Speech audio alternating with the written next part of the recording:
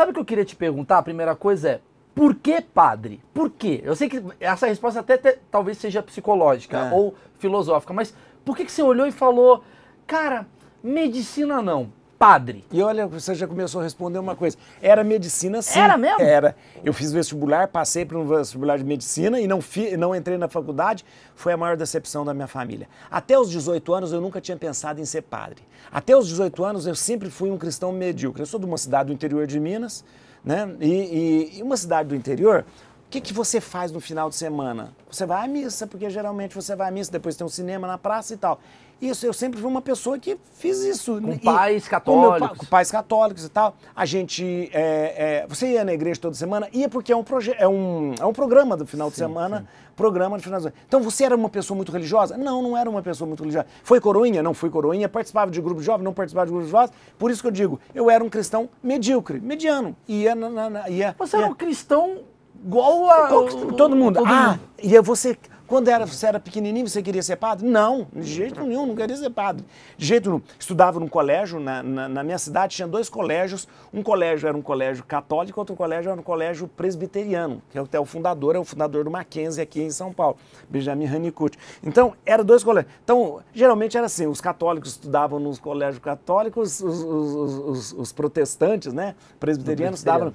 A minha cidade teve uma influência muito grande da missão presbiteriana, então, né, então, o que acontecia? Eu estudava num colégio católico e lá no colégio tinha um padre que me chamava muito a atenção, não pelo fato de ser padre, mas me chamava a atenção pelo fato da disponibilidade, do sorriso, da acolhida. Eu falei, interessante, como esse homem tem tempo para as pessoas, como ele é bom. Se eu estiver falando muito, você fala. Aí, de repente, mas eu já tinha tudo na minha vida, planejado direitinho. Ia terminar o 2º grau e ia fazer o vestibular. Fiz o vestibular numa cidade lá perto da minha cidade, que chama Barbacena. Fiz o vestibular para medicina em Barbacena, passei e tal. Cheguei para o meu pai, foi no momento desses 18 anos, eu estava com aquela coisa pensando assim, eu queria fazer algo mais pelas pessoas e tal. Foi quando eu pensei em ser padre, nem sabia como sair. Mas você do nada foi. Olha, eu vou te falar uma coisa, a coisa mais maluca do mundo, porque isso, minha cabeça mudou completamente. Aconteceu algum trauma? Não aconteceu. Todo mundo acha que é isso, né? Isso são os grandes preconceitos, né? Aconteceu alguma coisa? Não. Minha vida... Igual eu decidi ser publicitário. Então... O outro decidiu ser não sei o que, decidiu ser padre. E eu vou te falar uma coisa, a minha vida... Eu não tenho história triste de vida, não tem nada disso.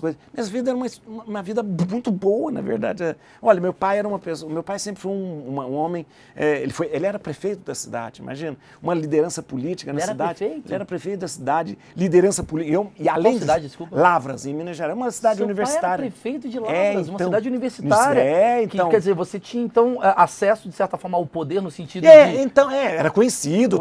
Talvez isso foi a coisa mais difícil, porque quando eu falei que ia ser padre, né, primeira pessoa a ser contra foi meu pai, e a segunda foi minha mãe. Os 2 foram contra. Meu pai falou, eu não criei filho para ser padre. Caramba, é tipo atriz pornô, velho. Eu não quero. Eu falei, não queria. E o meu pai... Vira maconheiro, mas padre não. E ele me falou uma coisa muito interessante. Ele falou assim, você nunca vai ser completamente homem. Eu acho que na visão dele, o fato de não casar, o fato de não ter filhos, mulheres, aquela coisa, não ia me fazer completamente muito conservadores? Homem. Ele era o meu pai era um homem conservador, mas era um homem muito peremptório no que falava. Mas minha mãe era mais conservadora, não. Minha mãe não era muito de religião tal, mas ela não queria que eu saísse de casa, que eu fosse... Ela queria ter neto. Ela queria, e depois o seguinte, eu ia estudar medicina. Você quer decepção maior por você? O seu filho faz um vestibular e aí ele vai fala, eu não quero fazer mais isso porque eu quero ser... Não. Comediante. Comediante. Pelo amor de Deus, comediante. Não, mas foi isso mesmo. É que eu tive apoio, mas assim, é que eu acho que é uma coisa... Eu acho que a gente está falando muito de conservadorismo. Porque se você parar para pensar, o padre, que todo mundo acha que é muito conservador, ele é muito rock and roll na questão de ir contra aquilo que ninguém... Isso é uma coisa... Todo mundo... Isso é verdade. Olha que interessante a sua reflexão.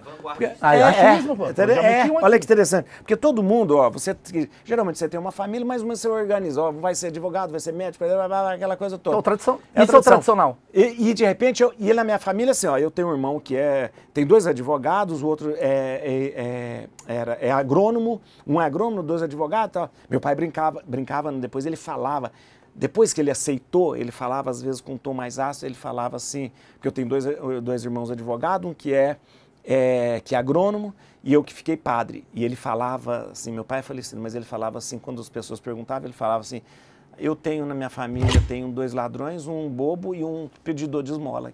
Daí ele falava assim, cara. ladrão é o de casa. Mas olha que interessante. Mas era uma coisa assim.